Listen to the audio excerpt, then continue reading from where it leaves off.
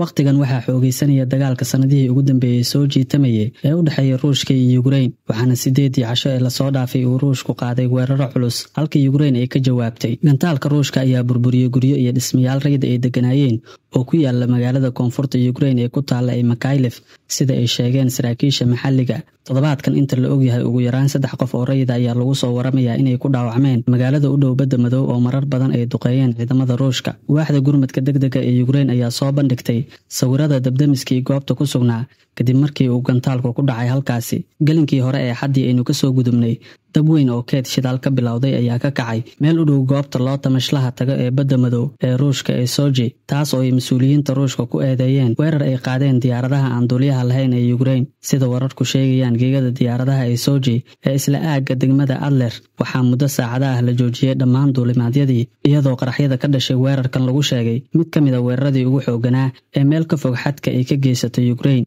5 cisho ka hor ciidanka Ruushka ayaa duqeyn culus la beegsaday buundo istiraatiiji ah oo muhiim u ah sahayda iyo isu socodka magaalada Kherson ee koonfurta Ukraine weerarkan ayaa la sheegay inuu sababay burbur weyn oo saameeyay isku xirka magaalada taasoo keentay in maamulka Ukraine uu amar ku bixiyo in la bilaabo daadgureynta dadka shacabka ah ee ku sugan magaalada Kherson iyadoo cabsi xoogan laga qabo weeraro sii socda ama go'doomin ka dhan ah magaaladan uu qorsheynayo Ruushka sidoo kale madaxweynaha Mareykanka Donald Trump ayaa sheegay in amar uu ku bixiyay in 2 markab oo kuwa xambaara nukliyeerka ah la dhigo gobolada ku habboon isagoo ka jawaabaya hadallada daandaansiga u weyn ee madaxweynihii hore ee Ruushka Dmitry Medvedev Trump ayaa xusay inuu ka jawaabayo weeraha ku qotoma qabka iyo kuwa xanafta leh ee Ruushka ka soo yeeraya hadalladan waa kuwo aad muhiim u ah waxayna inta badan keeni karaan cawaaqib aan loo baahnayn waxaan rajeynayaa in tani aysan noqon mid ka mid ah xaaladahaasi ayuu intaa raaciyay Trump ma uusan sheegin halka la geynayo labada markab iyadoo la ilaalinayo nidaamka ciidamada Mareykanka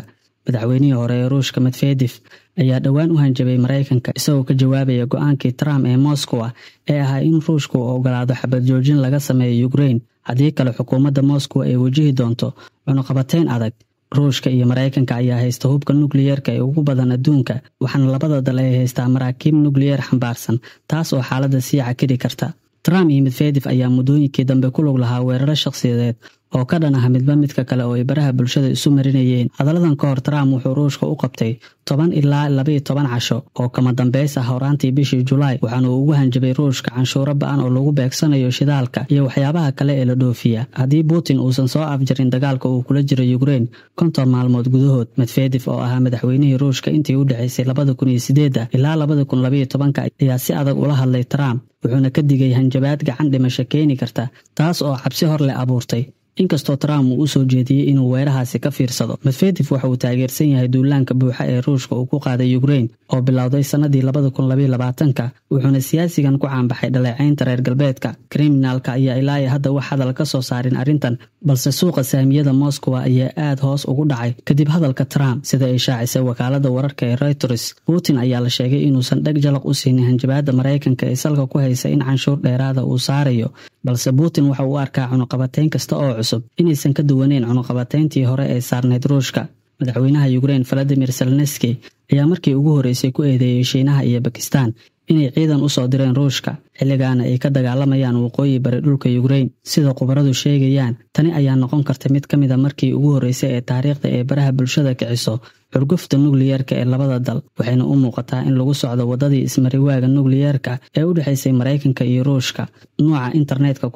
1962 ee qalalaasihii gantaalaha Cuba sidoo kale Mareykanka ayaa markii ugu horeysay si cad ugu eedeeyay Hindiya inay qayb ka tahay dagaalka uu Ruushka ku wado Ukraine sabab la xiriira in Hindiya ay ka iibsato Ruushka shidaal badan oo dhaqaalihiisa loo adeegsado dagaalka talaabadan ayuu ku-xigeenka agaasimaha aqalka cad Stephen Miller ku sheegay inay tahay wax uusan ka aamusi karin Mareykanka ra'iisul wasaaraha Hindiya Modi ayaa isagoo ka jawaabaya cadaadiska iyo hadallada ka imaanaya saraakiisha Mareykanka wuxuu yiri dal walba waxa uu eegayaa danihiisa gaarka ah Hindiya waxay noqon doontaa isha dhaqaalaha saddexaad ee ugu weyn caalamka Trump oo hadalka ka soo yeeray Hindiya daba jooga ayaa saxiixay amar fulineed oo cusub oo Hindiya lagu soo rogayo canshuur dheeri ah oo dhan 25% oo lagu beegsanayo badeecooyinka laga keeno dalkaasi taas oo uu ku sheegay ciqaab ay Hindiya ku muteysatay kadib markii ay sii waday iibsashada shidaalka Ruushka isagoo yiri haddii ay Hindiya rabto xiriir dhaqaale oo dhow inay nala yeelato waa inay si dhaba u muujisaa saaxiibtinimo ma ahan mid la aqbali karo inay si joogto ah u iibsato shidaalka Ruushka taasoo si toosa u taageeraysa miisaaniyadda dagaalka ee Putin. Shiinaha ayaa sidoo kale diiday cadaadiska Maraykanka, wuxuuna caddeeyey inuusan joojin doonin iibsiga shidaalka Ruushka iyo Iiraan kadib markii Maraykanku uu kala hadlay in joojinta shidaalka Ruushka uu ka heli karo in meesha laga saaro canshuuraha la saaray badeecadihiisa. Balse wasaaradda arrimaha dibadda Shiinaha waxay uga jawaabtay hadalkan. Shiinuhu mar walba waxa uu hubin doonaa helitaanka tamar si waafaqsan danihiisa qaranka. Walwalka laga qabo in xaaladda ay cirka isku shareerto ayaa kordhaysa. Xildhibaankii hore ee baarlamaanka Ingiriiska George Galloway ayaa muuqaal uu baahiyey wuxuu ku yidhi waxaa soo dhow dagaal ka qarxi kara Yurub. Dagaalku waxa uu noqon doonaa mid la adeegsado nuclear, taas oo hasaadaal halis muujinaysa. Dagaalka Ruushka iyo Ukraine ayaa u muuqda mid ka gudbaya xadka caadiga ah. Waqtigan dagaalka ayaa laga cabsi qabaa inuu faraha ka baxo, wuxuuna ku dhow yahay inuu gaaro meel laga qoomamayn doono haddii aan hadda laga baaqsan, maadaama waqtigan Maraykanka iyo Ruushka uu mid walba muujinayo awood dheeri ah. Waxaana la filayaa inay dhowaan kulmaan Trump iyo Putin, taasoo xaaladda weji kale u yeeli karta.